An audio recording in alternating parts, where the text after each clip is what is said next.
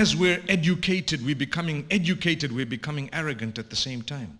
We're beginning to think we're the only people who have the right to think, and anyone who thinks differently from us is totally out of bounds. They need to be fought until they think like us. Unfortunately, that's what intelligent people think nowadays.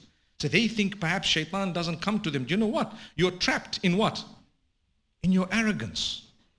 I've always said money can bring about the chance for a person to show their true colors.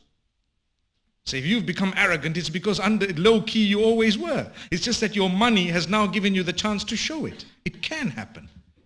And I know of some of the wealthiest people who are extremely humble, you won't even know. Subhanallah. Guess what? The problem with knowledge and education is even worse. It's even worse. You get your degree, you're always first in class, you're always tops, you're always this and that. You know what? If you start thinking and feeling that sense of arrogance, the sense that others are nothing, and look where I am, you know what? You're heading in the wrong direction. And that's